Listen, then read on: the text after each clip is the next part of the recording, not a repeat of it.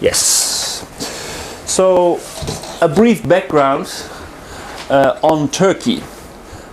Turkey is a parliamentary secular republic. So that means a republic. It has a parliament, it's secular, there is a separation between religion and state. And it is a republic, so with a president. It has 77 million people. And it looks to be, from a religious perspective, very homogeneous. So 99.8% of the population adheres to the Islam.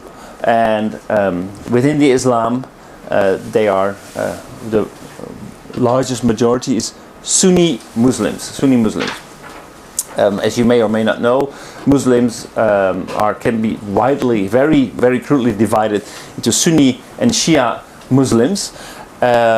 Sunni are the large majority, almost 85% of all the Muslims in the world adhere to Sunni Muslims.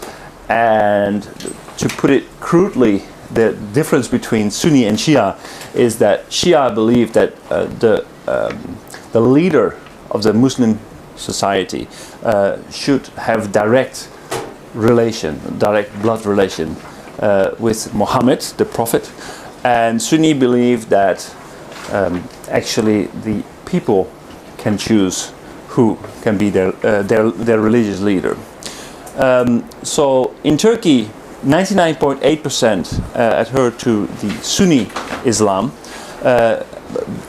That is very homogeneous, but if you look at the ethnic background of people in Turkey, they are more diverse. 70% of the people in Turkey are called Turkmen, so they are Turkish. 18% are Kurds, and 12% have a different background. For example, Christian and some other minor. So, for example, Armenians. Christians are two major groups within that 12%. The total GDP ranks 17th in the world, and the GDP per head is 10,000. The nominal GDP per head is about 10,500 US dollars. The Gini coefficient is an indicator of how even income is distributed. The Gini coefficient is medium relative to other distributions in the world, and their main industries are automotive, shipbuilding, and tourism. Okay, so Japan has a lot of ties with Turkey. Quite a few projects are being done by Japanese companies. One of the most famous one is a tunnel under the Bosphorus, where lots of Japanese involvement, a lot of engineers, but also money from the Japanese government was put into this project. The Republic of Turkey was founded, or the father of Turkey is commonly seen to be Kemal Atatürk. That's not his real name. Atatürk actually means the father of Turkey. He founded Turkey in 1923. So Turkey, it has a very strategic location here. It's this is the Bosphorus. You cannot see it. It's a very, very tiny canal that connects the Black Sea with the Mediterranean. It's connected with Europe, as well as the Middle East, as well as here the Far East. So they have a very important strategic location and connecting many different cultures. It was founded in 1923 after World War I ended. In World War I, the then still called Ottoman Empire sided with Germany and Italy, and they lost the war, and it was a period of great turbulence. Kemal Atatürk was the leader, a military leader, who fought against the Allied forces who occupied Turkey at that time, and re-established a territory for the Turks, which is modern Turkey. He was a moderate person. He gave voting rights, equal voting rights to women. He established many schools, and he's still revered up until today. But if you want to know more about Turkey, you have to go much further back. This is a map of the Ottoman Empire, the origin of Turkey, around 1683. So this was the peak, the height of the power of the Ottoman Empire. And as you can see, it stretched into Europe, all around the Black Sea, a large part of the Arabic Peninsula and North Africa. They were very, very influential, and in the Ottoman Empire, how could they control such a large region, because they didn't really have communication means and things like that. But actually, the Ottoman Empire was an empire where a lot of different tribes with different ethnic backgrounds and political ideas could have some kind of self-rule. So they were more or less autonomous. Christians could rule themselves.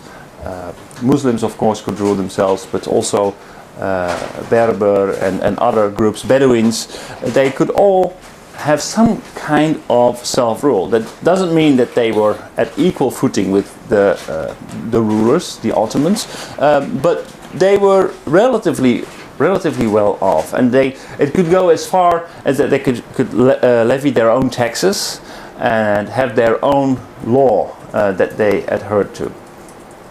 So that is part of the success of the Ottoman Empire. And if you want to understand people like Erdogan, then you also need to understand this background, this Ottoman idea. I already mentioned the difference between Sunni and Shia. Another thing that you need to understand about the Middle East is the difference between Sunni and Shia.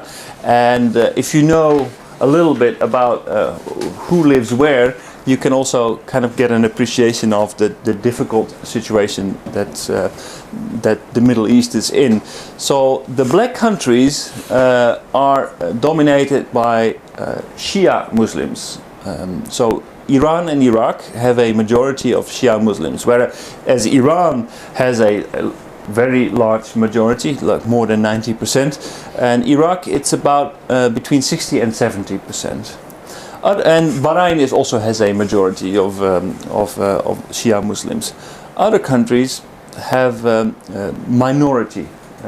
minorities and sometimes significant minorities. For example, in Saudi Arabia there is a Shia minority, but it's still significant. In North Africa there are only a few Shia Muslims. So Turkey has been trying, after they modernized their state under Kemal Atatürk, they have been trying to after the defeat, rebuild the country, and they have been growing gradually. The President Erdogan came to power when Turkey was not doing very well. They had a period of economic decline, a lot of problems with debt, and when Erdogan came to power, his economic success was enormous. He turned around the country. He managed to let the country get rid of their debt, but he was also a very strict ruler. Erdogan has been had very strong ties with the Sunni Muslims. He himself is a Sunni Muslim, and he had two of his parties that he founded prohibited because those parties were against the secular principles of Turkey. So there was too strong relationship between Islam and the ruling of the country. Turkey, as you saw, is actually, geographically speaking, in the middle between the Middle East and Europe. And they have been trying to become a member of the European Union. And this failed. It was rejected because a majority of the members of the European Union thought that Turkey did not do enough in terms of human rights, and they had too strong of a connection with religion, the Islam. And there was the matter of okay, how far can we go as a European Union integrating countries that have a different economic speed? Do countries like Germany belong to the same economic league as Turkey? So there was also a doubt, okay, how far can Europe actually grow?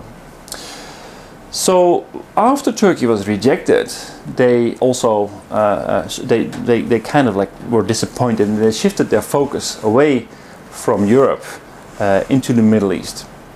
And Erdogan started to do more and more to make himself seen as one of the leaders who could make a difference in the Middle East. And what they were trying to do is they were trying to get friends. So their policy was zero problems with neighbors. So they tried to become a mediator. So, for example, they voted against the sanctions in Iran, which didn't make them very popular in the Security Council. But in the Middle East, that was seen as a very good move. Actually, it is rather interesting because Iran, as you may remember from a previous map, is a Shia country, whereas Erdogan is a Sunni Muslim. They provided, or they have very strong involvement with humanitarian aid in Gaza, the Palestinians. Actually, two ships left from Turkey, who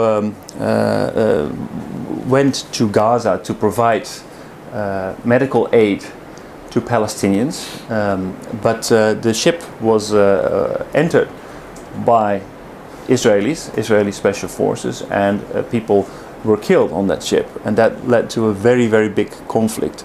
And Erdogan took a very strong stance in this conflict. Also, they established ties with Iraqi Kurdistan, so with Kurds in Iraq, which the relationship between Kurds and Turks, as you may know, is very difficult. There is a 18% minority of Kurds living in Turkey, and the PKK, the Kurdish liberation movement, has been responsible for many terrorist attacks in Turkey. But actually, Erdogan tried to move over that and try to get support from Kurds, and he has been actually financing a lot of projects in Kurdish areas to make sure that Kurds would catch up with the economic development in the rest of Turkey. Try to normalize ties with Armenia. Armenia, maybe you know this, but Armenia had a minority in Turkey. After World War I, or actually just before World War I, a lot of the Turks who lived in the Balkan, in Europe, were expelled from there, and they moved back to Turkey.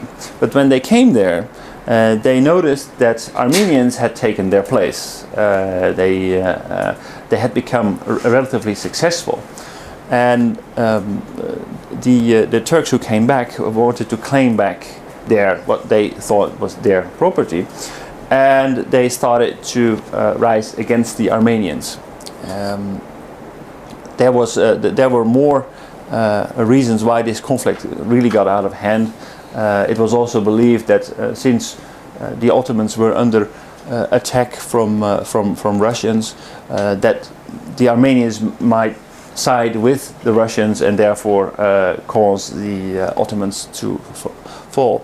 Anyway, throughout a lot of propaganda, things got really out of control and eventually led to the death of 1.5 million Armenians in what's called the world's second largest genocide in history.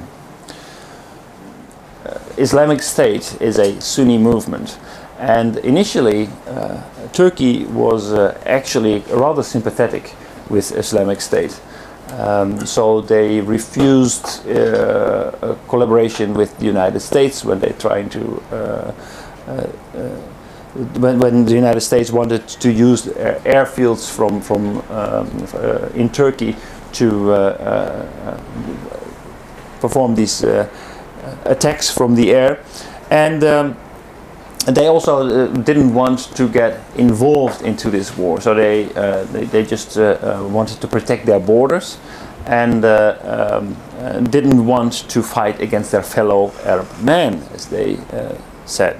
But on the other hand, they did actually take in a lot of refugees. A lot of refugees from Syria moved into Turkey, but it didn't do enough, and also their sympathy for the IS was not really appreciated by quite a few other countries within the Middle East.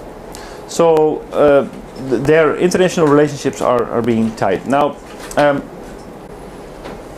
I would like to show you a video from Erdogan, and this is a video that is not very popular. It has only been shown to a few people.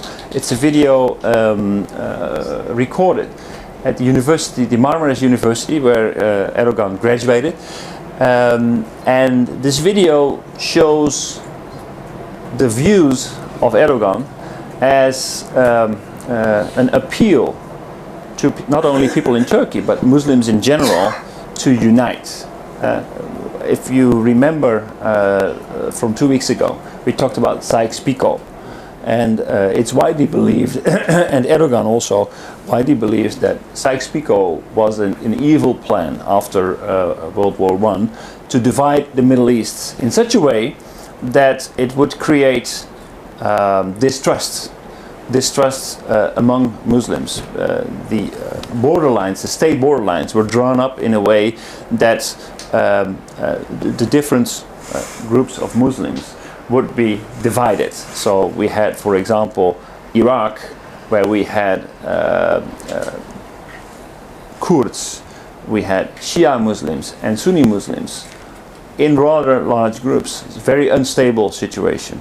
We have Syria, where we had a minority government. Many places where we have minority governments, and all these countries who did not exist before World War I, before they were drawn up in the Sykes-Picot Agreement, came into existence and were designed to be unstable. Now, Erdogan is making an appeal. Okay, we need to unite. In a nutshell, what Erdogan is saying is that Sykes-Picot was an attempt to divide the Middle East, to create new countries and to create borders where formerly no borders existed, and create not only physical borders but also borders in the heads and the hearts of the people. Now he doesn't have, and the reason behind it, the reason was that Western powers, the powers who drew up Sykes-Picot, wanted to have access to oil. That was their intention. So they want to keep the Middle East divided and fighting among themselves in order to keep access to oil. And then he makes a parallel with the Allied forces who actually want to drop their bombs in the region. So, for example, the United States. But he asks, okay, so I'm not going to redraw. I do not trying to say that we should redraw our borders and go back to where we were in the beginning. I say we should first, or he doesn't say first, but we should take away the borders in our minds and in our hearts. So we are all Muslims, we are all brothers, and therefore why are we fighting? Then he's making a reference to Lawrence of Arabia, who sided with the Arabs and fought against the Ottoman Empire. And we still have these kinds of Lawrences among us, people who are actually acting on the Sykes-Picot Agreement and are acting against our best interest. And this is I believe this is a reference to the people that he sees as enemies of the state. So the reason why he has been shutting down Facebook on occasions and YouTube, that's all a bigger plan. It's not. It's against the best interest of Turkey, which of course is Erdogan himself. And then he says, okay, for this region, we are the hope. We are the answer. We have to take a leading role in this region by asking the right questions, by educating people, and that is the future. Now, if you put that in the context of the Middle East, we can indeed see that the Middle East has been plagued by lots of conflicts, and that indeed the Sykes-Picot Agreement seems to be a deliberate attempt to create borders that were not very logical in terms of the people who live there. So this is something that has been going on. Now we have IS, but what is the next step? And Erdogan I think is a very clear signal that the Middle East is trying to reevaluate, trying to reassert itself and asking itself, so how come this has been happening? And Turkey is trying to make a reference to the Ottoman Empire and say, okay, in this era, at least we were more or less united in a single empire. We were not fighting among each other. So this could be a possible answer for the Middle East. So reduce the influence of the United States and reduce the influence of Europe, and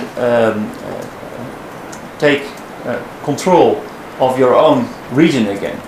Yeah, well, if you look at Erdogan, if you see how he rants against Western powers who have only been trying to divide the Middle East, who are conspiring against the Middle East, you can really understand that Europe was not too enthusiastic to put Turkey into the European Union, the way that they are profiling themselves at the moment. And you can see this as political opportunism, but where they were first appealing to their role within the European Union, they are now appealing their role in the Middle East. Now, I'm not saying that these are their true colors, but this kind of message doesn't really come over very well in Europe, of course. Yeah. But also, Turkey's key role to set the Middle East affair or events or tribes, especially including ISIL. But currently, Turkish themselves not so much heavily involved in this Middle East war. No, they don't want to fight against their fellow Muslim men, and what they have been doing is taking in many refugees, like I said before, but they do not want to take an active role in fighting and using their weapons against other Muslims in the area. Because they can also see that this is a temporary phase. IS is not something that will sustain. It will finally crumble, and they have to play a more long-term political game. Now, I don't know whether this was supposed to be broadcasted. Actually, there was a similar video on the internet. It was taken down, supposedly for copyright infringement. Now, this one, I think this one only had 33 views, so not that many. So maybe this speech he regrets a little bit, but I think it shows his true colors. His true intentions of what his view is of Turkey and its role that it should take. Turkey doesn't support IS, but they don't want to attack IS without answering a different question. So what if we attack IS, we beat IS? What does it mean for Assad? Because they are more against Assad than they are against IS. Assad has allegiance to Iran, and Iran is a Shia country. Assad is also from a minority in Syria. So Assad is suppressing the Sunni Muslims in his country. So Turkey wants something done about Assad more than they want something done about IS. It seems like Turkey has been disappointed very much that they were not allowed entry into the EU, and they have mentioned so on several occasions that basically they kind of like given up on Europe. So if they don't want us, we don't need you, and they really shifted focus. That doesn't mean that if they are not successful in establishing relationships in the Middle East that they will not swing back to Europe, because indeed they are in that situation. I don't think that the Middle East considers them to be a full member of the Middle East, not a first-rate member. Those are Saudi Arabia, Iran, for example. Those are considered to be the real leaders of the Middle East. But of course, they have their influence, they have their past in the Middle East. So yeah, they have an opportunity, and they seem to be looking for it. Whether or not they are the ones to do that, whether or not an appeal of a new Ottoman Empire is something that is very attractive to the Middle East, I doubt it. I don't think that the Middle East wants to go in this direction under the leadership of Turkey, not Turkey, but maybe if they can be more inclusive. Maybe if other people can put their weight behind it and say, okay, we have an opportunity here, why don't we collaborate and try to create some kind of pan-Arabic partnership and start working from there? Because the pan-Arabic partnership is something that already exists on a religious level. So Sunni and Shia Muslims are exchanging ideas, and even with the Christian church, they are exchanging ideas and exchanging all kinds of values and culture. The role of Turkey, I think, is a very interesting one, as you mentioned, as a bridge between Europe and the Middle East. How it will work out, I think also Uno-san mentioned that there are so many countries, so many people who play a role here, so many connections, that it is very dangerous to claim that it will go either this way or that way. If we take a few steps further back, then we can see that the role of oil will probably lessen, the dominance of a single country will lessen, and that will probably mean that there will be less outside interference within the Middle East, which is, I hope, an opportunity for the Middle East to reorganize and to become a prosperous region once again.